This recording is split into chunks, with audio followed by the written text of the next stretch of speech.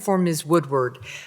Even before the COVID-19 pandemic, our healthcare system was grappling with an unprecedented workforce shortage.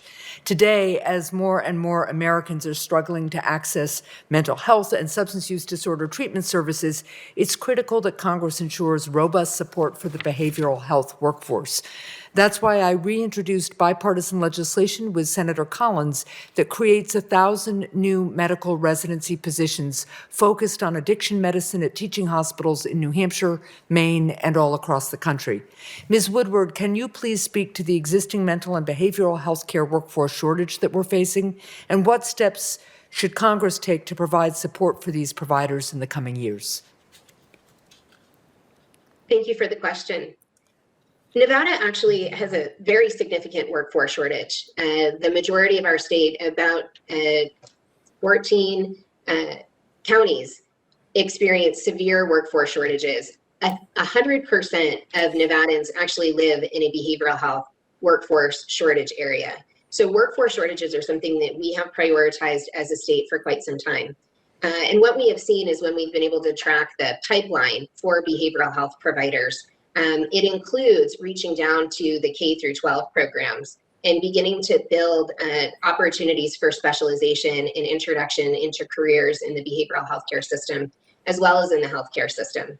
By being able to track individuals and have students really engage in education around healthcare and behavioral healthcare is one of the greatest strategies that we can use. So ensuring that we have some opportunities to build capacity within our K-12 system to begin to introduce careers.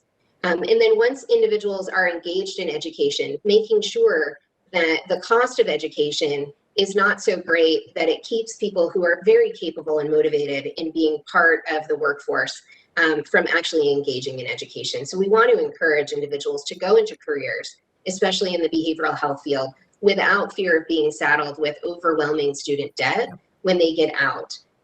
Certainly loan repayment programs, and from a federal level, loan repayment programs are very helpful in encouraging individuals to move into these critical healthcare fields, knowing that the risk for financial burden in the future can be limited.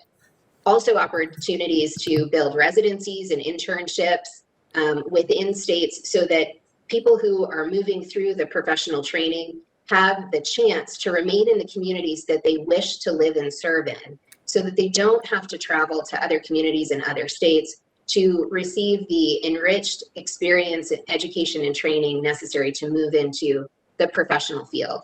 I think also looking to stratify the behavioral health workforce, one of the greatest workforce multipliers that we've seen in Nevada is the introduction to the peer recovery support services. Right.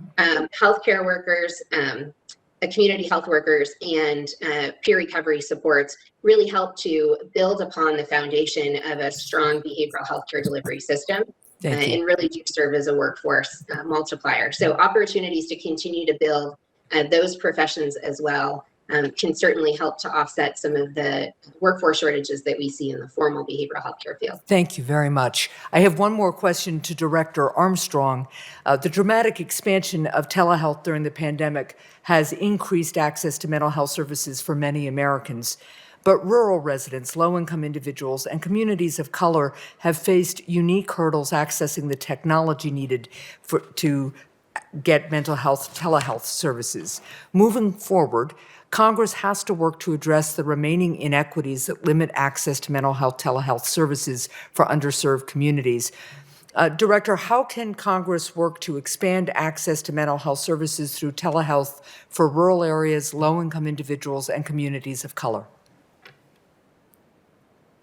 Thank you for that question. I think there are a number of things that we can do. First of all, we do need to expand broadband access in our rural communities. We still here in North Carolina have a number of people in our most rural communities who don't have adequate broadband access. So that's one of the things that we have to address.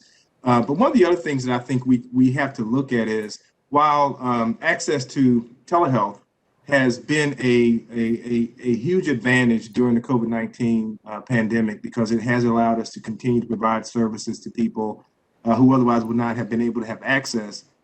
But the other thing that I think that we have the ability to do, and that we could use support in funding for is that we have done over the years a decent job of integrating behavioral health into primary care and primary care into behavioral health. With the expansion of telehealth, it also gives us an ability to expand into communities where people live, work, and play. And in addressing the social determinants of health, that's our primary goal.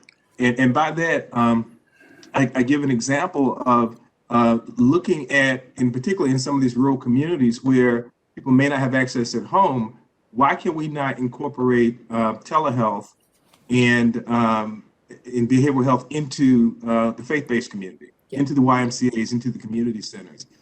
So one of the things I think Congress can look at is how do we provide more resources to expand and partner differently than we have in the past. This also helps us to address some of the issues around access to care for communities of color.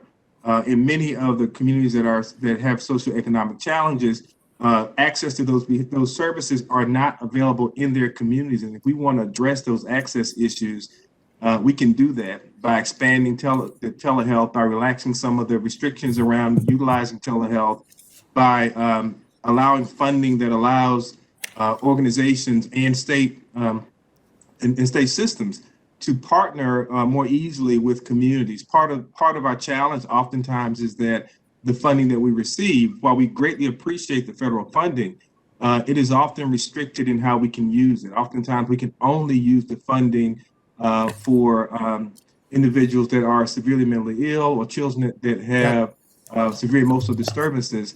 And what would allow us to utilize those services more easily would be if we were able to use it for more prevention and be able to use that telehealth service to reach people before they reach that point of crisis. Thank you. Thank you very much. And thank you, Madam Chair and Ranking Member, for your indulgence. And now I'm going to go vote. Yes, please do. And